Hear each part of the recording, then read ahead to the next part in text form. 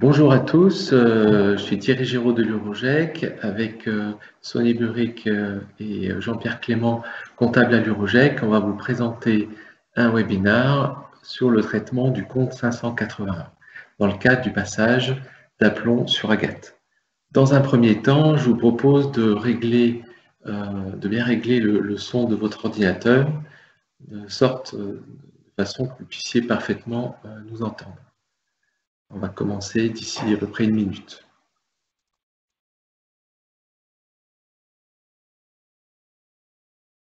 Donc, en principe, si c'est tout bon, on va pouvoir commencer la présentation.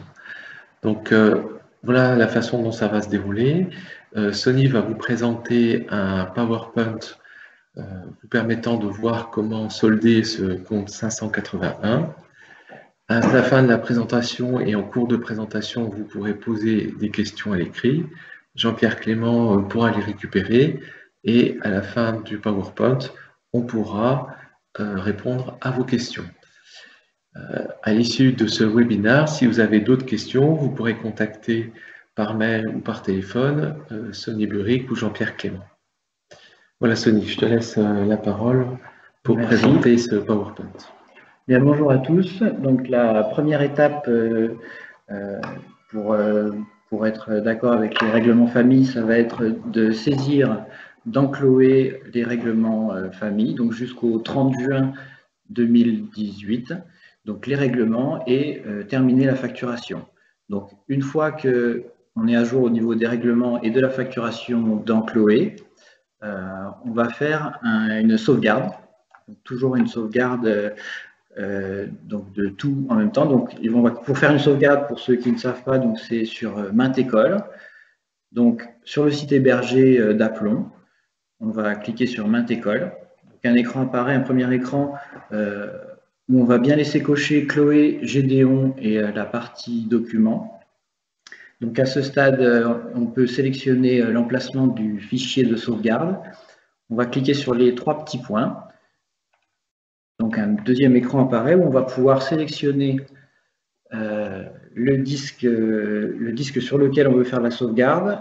Donc on va aller sur le disque C, C sur TS client. Donc là dans notre cas c'est le nom du poste TS client, mais ça peut être C sur École Sainte-Marie par exemple.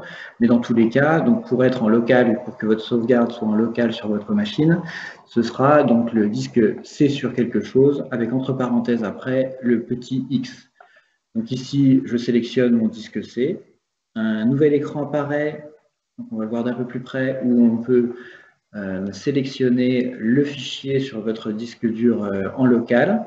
Donc il faut bien sélectionner un fichier. Donc ici, on pourrait prendre le fichier sauvegarde, par exemple, ou le dossier primaire où on envoie ou transite les documents, les fichiers pour onde. Donc on prend l'un des deux, peu importe, le principal étant de ne pas écrire directement sur le disque C, car avec Windows 10 maintenant, ça ne fonctionne plus. Il faut vraiment un sous-dossier. Donc on nomme son fichier à cet endroit-là, donc on peut l'appeler sauvegarde avant transfert en compta avant le 30 juin 2018, et on clique sur enregistrer. Donc ensuite, on revient sur l'écran de départ où on voit qu'on est bien sur le disque X qui représente le disque C sur votre machine en local. Donc depuis le serveur, le C s'appelle X. Donc slash primaire, c'est l'emplacement que j'ai sélectionné, slash le nom du fichier. Là, je clique sur OK. Il me demande si je suis bien sûr de vouloir sauvegarder. Je réponds oui. La sauvegarde peut durer quelques minutes. Et une fois terminée, j'ai 100% de fichiers transmis, sauvegarde terminée, OK. Donc une fois la sauvegarde terminée, on va retourner dans Chloé et on va aller en comptabilité, mise à jour des payeurs en compta. Donc la mise à jour des payeurs en compta permet de créer en compta les comptes familles pour les nouvelles familles qui auraient été créées depuis le dernier transfert des frais ou des règlements en comptabilité. Donc c'est un traitement rapide. Il dit directement traitement terminé. Ensuite, je passe pour parler de comptabilité encore, l'onglet comptabilité encore, transfert des frais en comptabilité. Donc ici, un nouvel écran me demande si j'ai bien sauvegardé l'application. Donc oui, on l'a fait à l'étape juste avant, donc on répond oui. Et l'écran suivant demande ce qu'on veut transférer. Donc la période, il s'agit, donc la date de départ sera la date des derniers frais qui ont été transmis. Donc là, pour l'exemple, c'est un vieux dossier, donc forcément 31 août 2013, mais dans votre cas, si vous avez transféré jusqu'à fin mai, vous aurez 31 mai 2018, par exemple.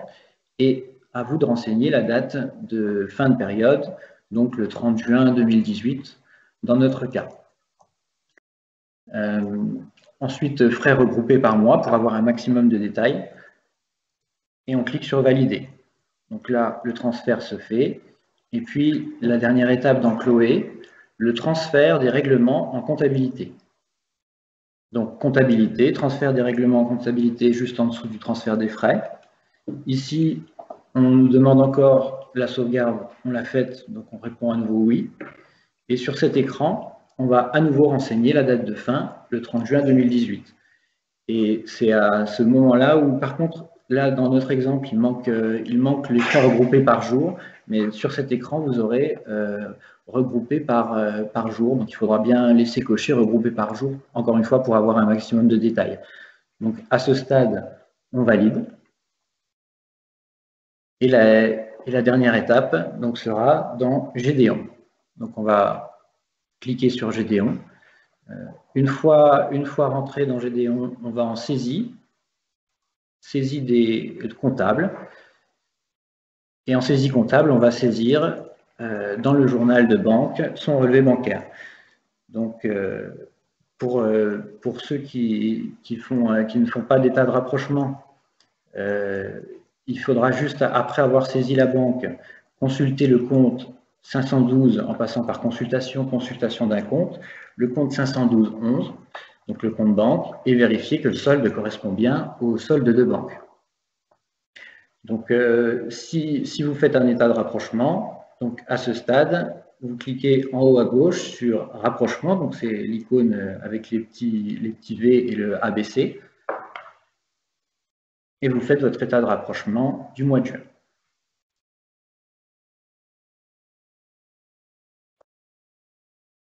Ensuite, une fois que l'état de rapprochement du mois de juin est terminé, je vais aller en consultation d'un compte. Et ici, je vais consulter le compte 581.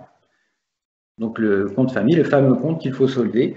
Alors, théoriquement, si tout a été correctement saisi, à ce moment-là, dans le 581, nous aurons un solde à 0. Donc, si le solde est à 0, c'est parfait, le travail est terminé. Donc, on peut s'arrêter là. Si, par contre, comme dans l'exemple que j'ai pris, on a un solde qui est différent de 0, en sélectionnant bien les dates du 1er septembre 2017 au 31 août 2018, bien sûr, à ce moment-là, je vais passer par une étape de lettrage. Donc, en haut à gauche, j'ai l'icône ABC qui est l'icône de lettrage du compte 581. Donc, je clique. Là, donc, la liste des écritures du compte apparaît et je vais pouvoir le lettrer. Donc, dans notre cas, j'ai identifié un premier écart. Donc, les 556,50 s'expliquent, mais j'ai 62 € à la même date qui ne sont pas rapprochés. Après, plusieurs cas de figure, ça peut provenir d'un règlement qui est saisi 2 fois dans Chloé, ça peut provenir de quelque chose qui n'a pas été remis en banque, enfin, dans tous les cas, ou d'un règlement en espèces qui serait passé par la banque et qui n'aurait pas été mis en 580. Donc, dans tous les cas, il faut identifier l'erreur et la corriger si on peut. Donc, si on peut la corriger, on va aller modifier l'écriture pour la passer du 581, par exemple, au 580, si on est sur l'erreur de caisse, par exemple, une remise en banque provenant de la caisse qui aurait été saisie dans le mauvais compte. Donc, si c'est le cas, je modifie ma saisie et ensuite, je vérifie le reste, donc, et ainsi de suite. Si je ne peux pas identifier d'où vient l'erreur, là, je vais aller créer un compte, donc en passant par l'onglet Fichier, Compte.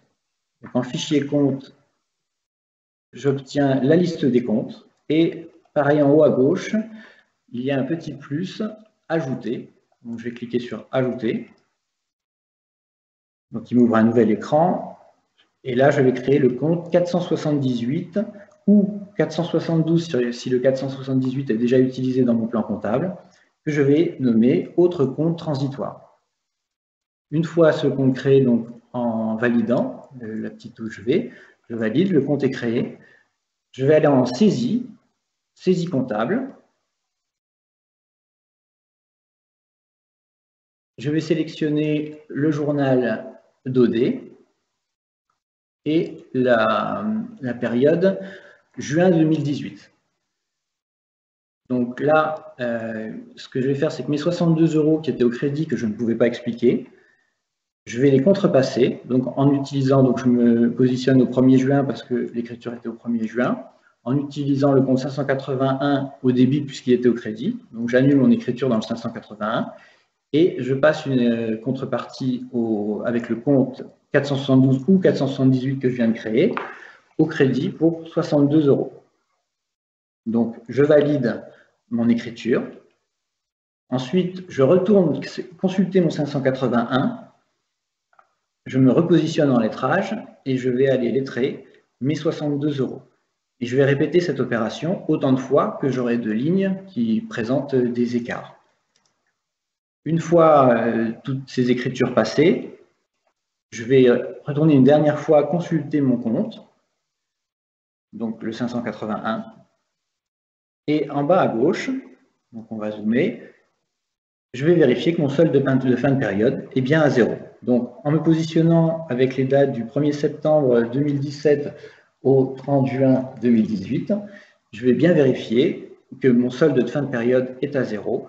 Et là, on a terminé notre travail pour que le 581 soit soldé et qu'on puisse faire une bonne migration vers les logiciels Agathe.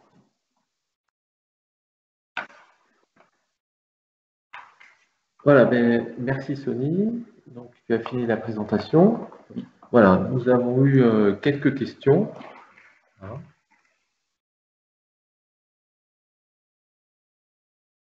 Alors, première question, les premières sauvegardes. Donc oui, en effet, on va migrer sur Agathe donc à partir du 12 juillet. Donc le travail qui sera effectué pour la migration se fera après le 12 juillet. Donc les écritures qui seront, enfin les écritures qui seront passées pour le mois de juin pourront être passées jusqu'au 12 juillet. Donc on s'arrête au 30 juin pour les dates de saisie, mais on vous laisse jusqu'au 12 juillet pour saisir vos écritures. Ensuite, on nous pose la question comment revoir ce webinaire. Donc là, on pourra envoyer un lien. Voilà, là, je pense qu'on va poster le webinaire sur Dropbox, je pense, ou un site équivalent, et on vous enverra un lien pour que vous puissiez revisionner ce webinaire. Ensuite, pourra-t-on accéder à Plon après le 1er septembre? C'est une bonne question, mais a priori, non. C'est-à-dire qu'il faut absolument faire toutes les éditions possibles et imaginables avant cette date. Donc nous, on va en faire un certain nombre, mais dans tous les cas, il faut, à partir du moment du 12 juillet, le moment où on va basculer la sauvegarde, on va récupérer une sauvegarde qu'on mettra dans Agathe, toutes les écritures que vous allez passer, ou si vous faites des factures dans Chloé ou vous enregistrez des règlements dans Chloé, tout ça, il faudra le refaire sur Agathe parce qu'on ne le transférera plus dans Agathe. Ah, donc, si j'ai bien compris, ce qui fait qu'au 31 août, c'est la dernière journée où on peut accéder à Plon et après, c'est terminé. Il n'y a plus de possibilité d'accéder sur un Plon. Tout à fait. Donc, toute sauvegarde doit être faite durant l'été. Exactement. Okay. On en fera de notre côté, mais c'est aussi bien d'en faire aussi chez vous. Écoutez, à cette heure, nous n'avons plus de questions. Donc, on vous remercie, Sony, Jean-Pierre et moi-même, de votre attention. Et puis, on vous enverra, je dirais, un lien qui vous permettra de revoir ce webinaire. Voilà, à très bientôt. Au revoir. Au revoir.